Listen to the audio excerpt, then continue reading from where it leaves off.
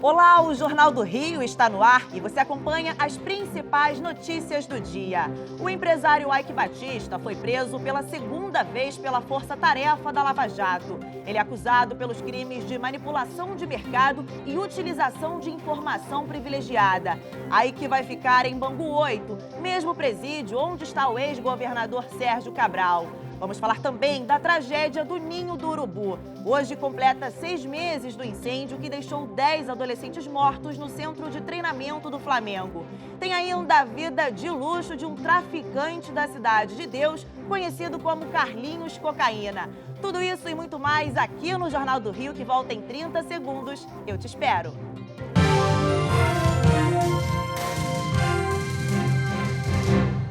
O empresário Eike Batista foi preso pela segunda vez pela Força Tarefa da Lava Jato. Ele é acusado pelos crimes de manipulação de mercado e utilização de informação privilegiada. A Justiça determinou ainda o bloqueio de 1.600.000.000 de reais de bens de Eike e dos 2 filhos dele. Os agentes chegaram cedo à mansão do empresário no Jardim Botânico, na zona sul do Rio de Janeiro, e fizeram buscas durante 4 horas. Depois, os policiais deixaram o local com bens e documentos apreendidos e Eike Batista preso pela segunda vez. Ele é acusado de manipular o mercado financeiro e usar lucros ilícitos para pagar 16,5 milhões de dólares em propina ao ex-governador do Rio, Sérgio Cabral, que em troca favorecia o empresário com vantagens para suas empresas. Eike foi levado para o presídio de Bangu 8, onde também está Cabral, condenado a 216 anos de prisão. Segundo o Ministério Público Federal, o empresário usava a empresa TAI, com sede no Panamá, para fraudes no Brasil, Canadá, Estados Unidos e Irlanda.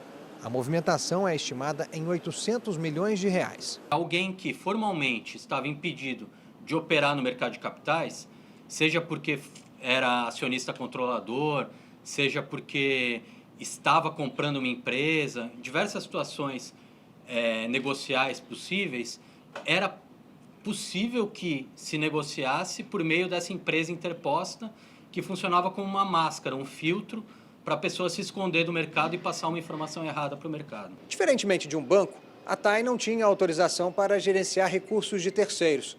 Mesmo assim, segundo as investigações, tinha uma série de clientes com contas fantasmas. O maior deles era Eike Batista.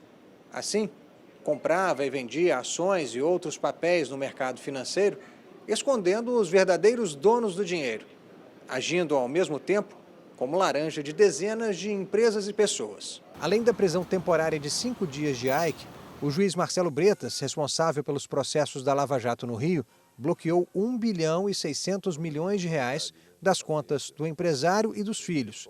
Ele decretou ainda a prisão preventiva de Luiz Arthur Andrade Correia.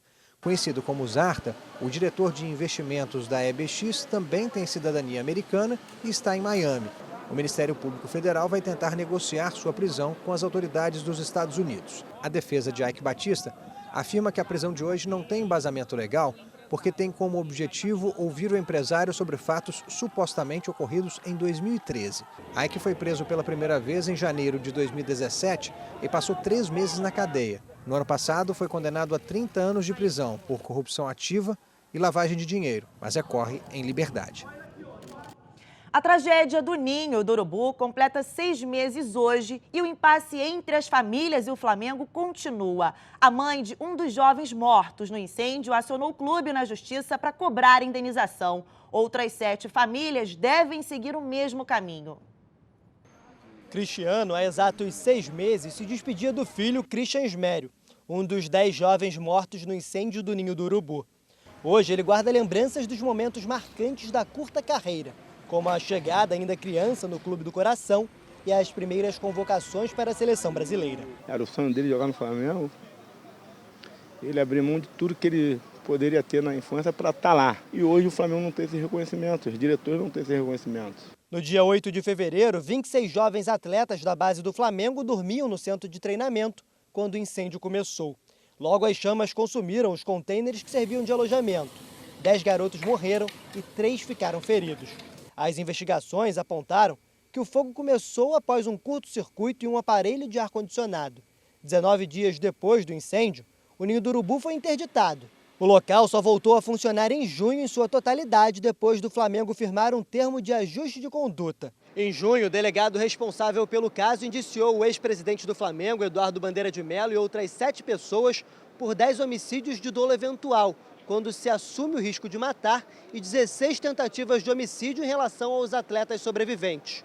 No mês passado, o Ministério Público devolveu o inquérito à Polícia Civil, pedindo um aprofundamento nas investigações. Desde o dia da tragédia, o clube só fechou o acordo de indenização com 3 representantes das famílias dos jogadores Átila, Jedinho e com o pai de Riquelmo, separado da mãe, que nos últimos dias entrou com uma ação na justiça pedindo o indiciamento do presidente do clube, Rodolfo Landim, e do presidente da CBF, Rogério Caboclo. A defesa cobra um total de R$ 6.900.000 em indenização. Fizemos algumas reuniões com os advogados do Flamengo para tentar não judicializar, para tentar não entrar com ação e resolver, ainda que individualmente. O valor proposto pelas instituições públicas era muito inferior ao valor que os advogados estão pedindo judicialmente. Então, e o clube não quis pagar. O Flamengo afirma que sempre apresentou propostas dentro da jurisprudência de casos semelhantes. O Flamengo entende que já chegou num patamar, um teto do valor núcleo, base, do que ele entende correto. E aí agora é uma questão de conversar e de ajeitar uma outra coisa, mas do ponto de vista da oferta do Flamengo, o Flamengo não vai majorar além do que pagou essas outras famílias que já aceitaram. Nenhuma criança daquela ali tem valor.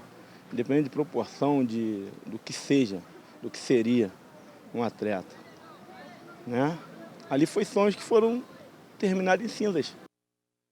O governador Wilson Witzel esteve presente no enterro de 2 policiais militares mortos nesta quarta-feira. A Marcele Setúbal está ao vivo e traz as informações. Boa noite, Marcele.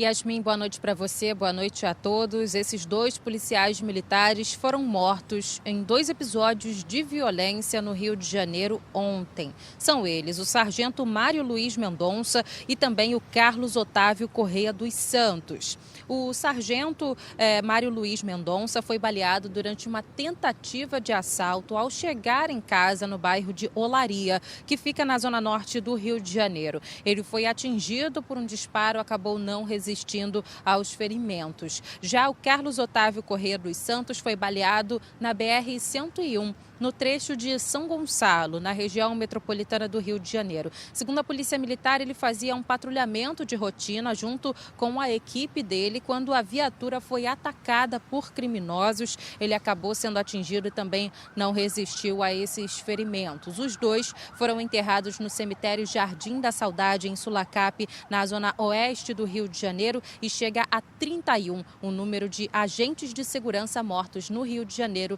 neste ano. Yasmin. Obrigada, Marcele. E a seguir, bandido da Cidade de Deus vivia em casa de luxo na zona oeste da cidade.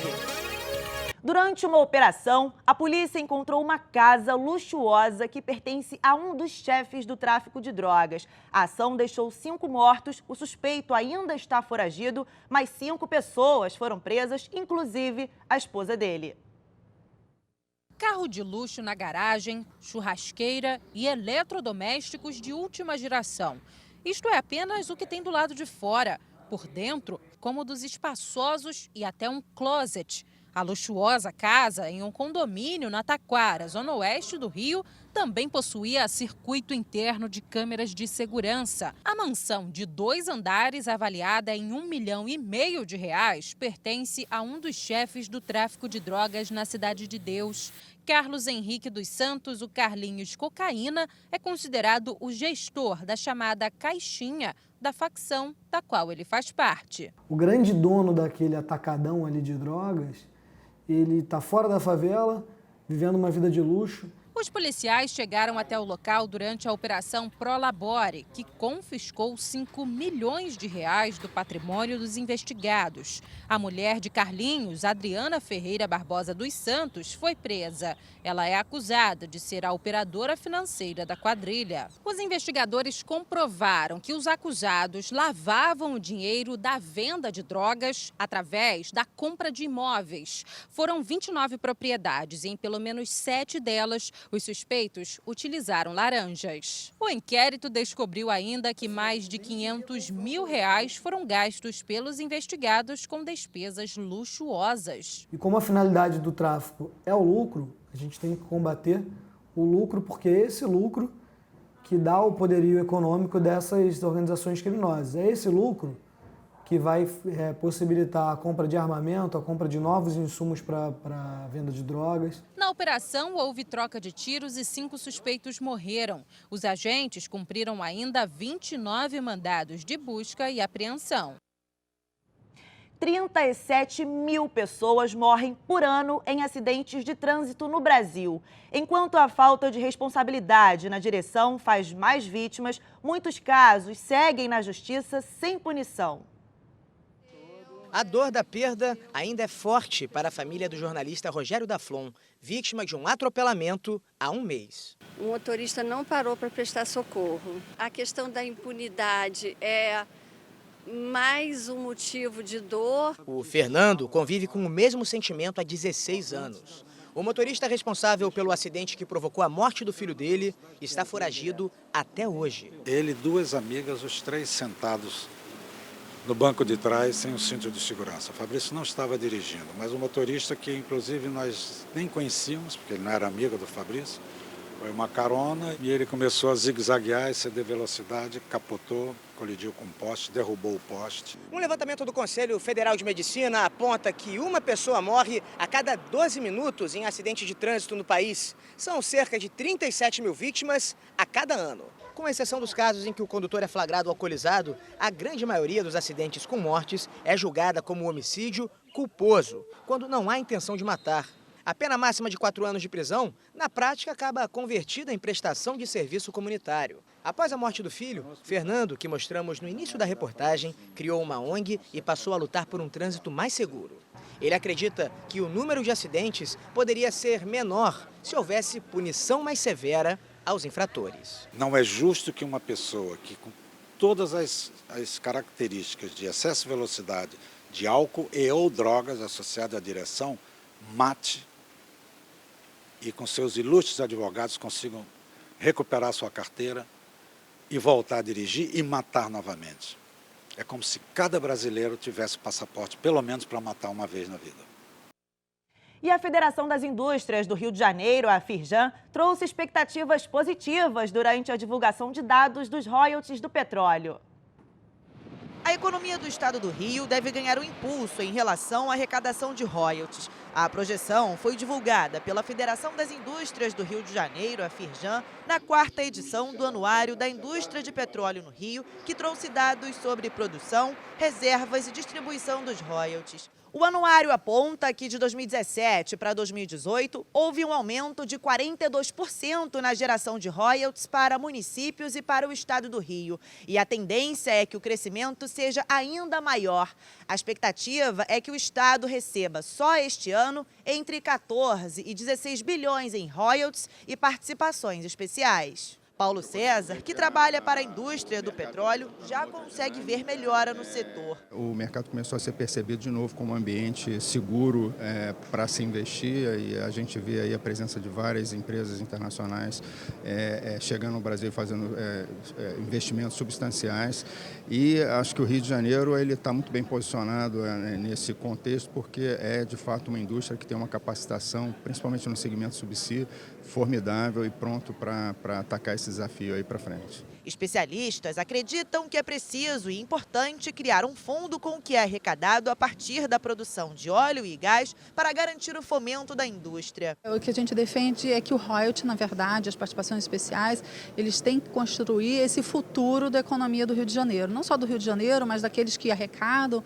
esses recursos, como outros estados, construir o futuro. Apesar de os postos de trabalho no Rio terem caído, principalmente na área de exploração e produção, também há uma sinalização positiva na retomada de empregos no setor para os próximos anos. Esse mercado está se reinventando, se reestruturando e vai continuar trazendo muita oportunidade para o Brasil. E a seguir, Copacabana vai ganhar uma estátua de bronze de Carlton Gracie, um dos grandes nomes do jiu-jitsu. A gente fala agora sobre o Programa de Atenção Domiciliar ao Idoso. Os atendimentos foram encerrados no último dia 15 e, nesse período, um idoso de 82 anos teve uma piora no quadro, sofreu um AVC e acabou morrendo. Marcele Setúbal, ao vivo. Marcele, há alguma previsão para a volta desses atendimentos? Yasmin, ainda não há uma previsão, lembrando que esse programa, ele atendia aos idosos que possuíam aí algum tipo de problema crônico ou então eram impossibilitados de andar, e aí esse atendimento médico era feito nas próprias casas desses pacientes. Bom, eram 900 idosos atendidos pelo programa, mais de 100 profissionais envolvidos aí nesse programa, nesses atendimentos. A responsável por esse programa era a OS e ABAS, só que esse contrato foi quebrado pela prefeitura. De acordo com o município, houve uma má gestão dessa OS. E aí uma nova organização social foi chamada para começar a voltarem os atendimentos nesse programa. Só que a prefeitura informou que ainda não há previsão para quando esse contrato vai começar. Então, por enquanto, esses profissionais que atendem no programa Estratégia Saúde da Família devem absorver esses pacientes que foram afetados pelo fim do programa. Yasmin. Obrigada, Marcele. Carson Gracie, um dos grandes nomes do jiu-jitsu, vai ganhar uma estátua em Copacabana. A escultura de bronze deve ficar pronta já na semana que vem. A relação de Edgar com a família Gracie começou em 1972, quando o escultor passou a praticar jiu-jitsu aos 17 anos. Hoje, renomado no meio da arte, se sente honrado em ter a missão de homenagear Carson Gracie, um dos mestres mais importantes da modalidade. Muitas pessoas que não tinham trabalho, crianças ou rapazes meio que não tinham nada o que fazer, ele acabava trazendo para o jiu-jitsu e viraram professores e, enfim, fizeram suas academias. Com aproximadamente 300 quilos e 1,85 m de altura, a obra recebe agora os últimos toques antes de ser exposta.